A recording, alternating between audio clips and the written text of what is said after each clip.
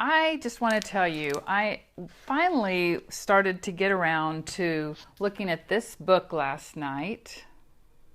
It's a hardback, nice picture book, and it's the story of Gary Young's life.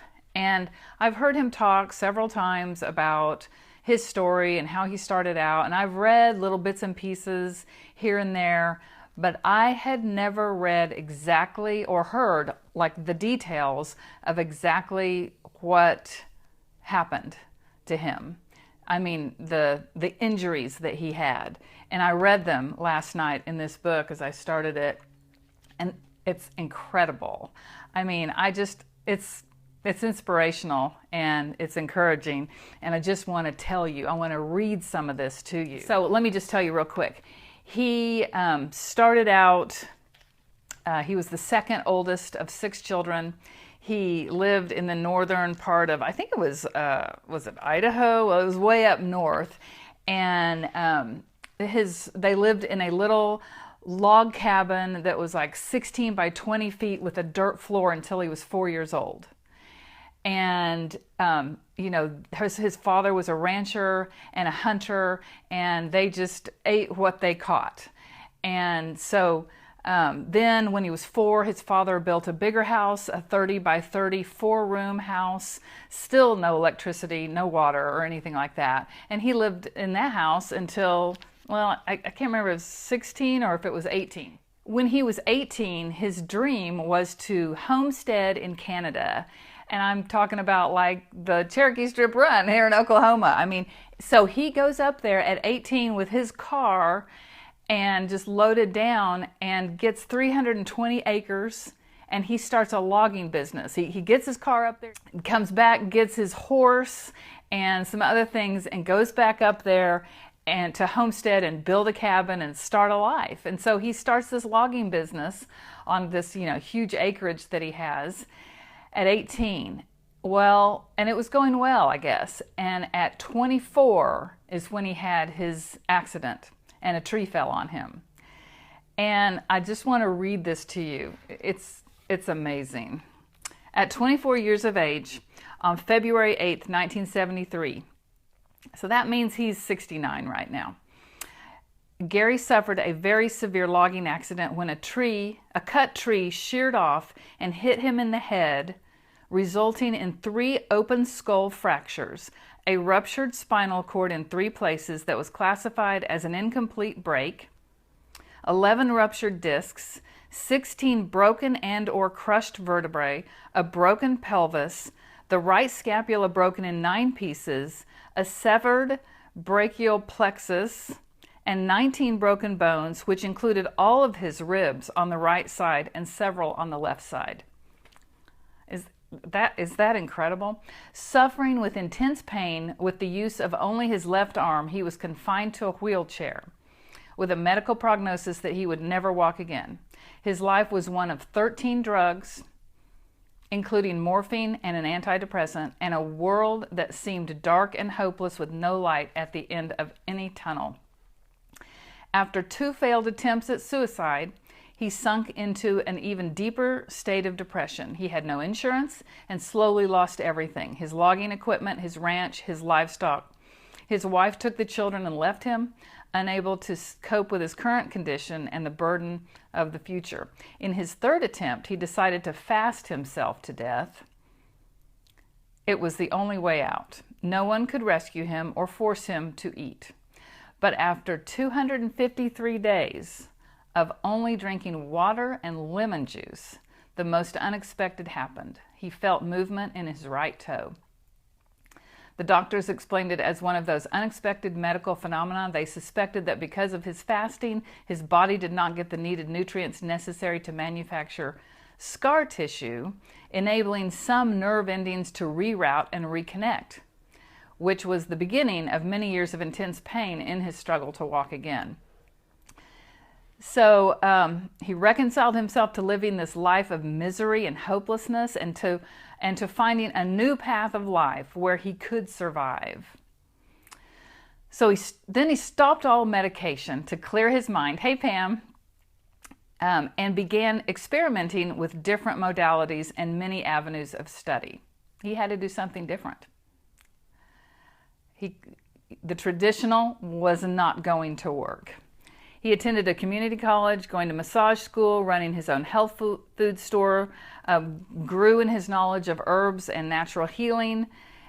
His amazing road to recovery brought attention from people wanting to help. His emotional recovery was dramatic. He says, "The lowest ebb in my life was when I tried to commit suicide and failed. Not once, but 3 times. I had no place to retreat to when I realized I couldn't even die.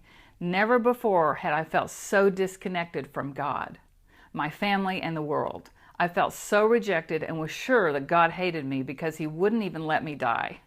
I had nowhere to turn." And this is great. I've heard him talk about this part.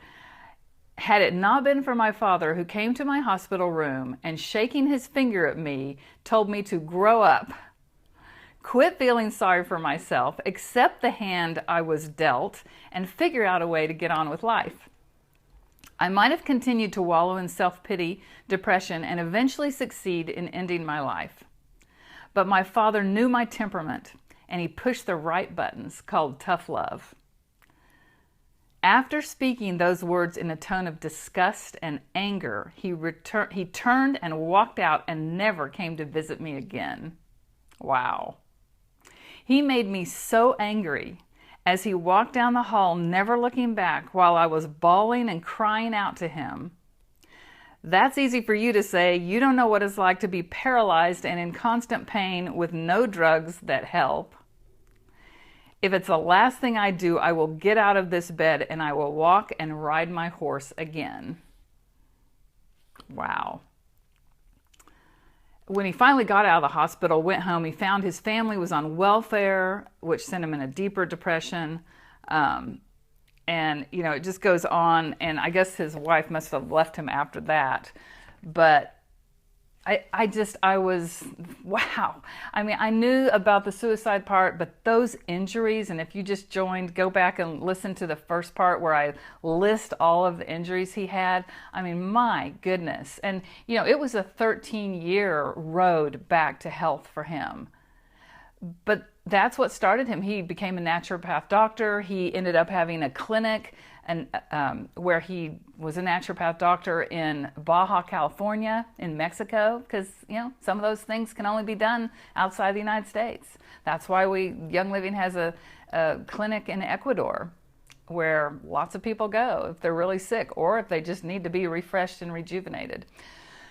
But then, then that was in the early 80s when he was doing the naturopath thing and had the clinic, and God had a purpose for him, and thank God for that. Is that not the truth? He said somewhere else in here, had that not happened, he would still be up in Canada in the wilderness riding his horse. That's what he loves to do. He is a rancher. He is a farmer. He just loves the earth. I've seen him say how the whole corporate thing, and they have a huge corporation. Well, it's just not his bag. His wife's now running it, so that's good because she's really good at that. But he is just a guy that has listened to God, listened to his body, and paved an incredible way for all of us. And I just was just like, my goodness, whatever any of us are dealing with, maybe some people are dealing with something that's that bad. I know there are. And so this can be an incredible encouragement. And the guy lives an extreme life, even today, the jousting and everything, he has been injured from that sport. And so he says he lives an extreme life, so he has to have an extreme release like sports and, those kind of things. But and then it was in the 80s that he heard about essential oils. He was at the Health, I think it's called Whole Life Expo in California, that's been going on for a long time. And that was in the 80s. And so some people came that had essential oils, and they were from France, and lavender, and I don't know, maybe some other things, and talked to him about it. And then he kind of got interested and ended up going over there, and the whole thing was kind of dying over there. And there were, I forget the guy's name, that's the father of distillation, and older than Gary, but then Gary went over there and so was taught by all these guys over there for years and years. And then, he has spent the rest of his life just traveling all over the world in search of the details about all this kind of stuff. So I just wanted to tell you about that and encourage you. And I've been doing this for 7 years, and I had not heard those details on what his injuries were. So that's all. Sometimes it's a lot easier for me to just get on the camera and do this video live instead of, and I like talking to you. So, because you guys are, some of you are out of town, so it's fun. But sometimes it's just a whole lot easier than writing it out and making sure everything's spelled correctly and that kind of thing. So, all right, guys, I am going to go. Talk to you soon. Bye.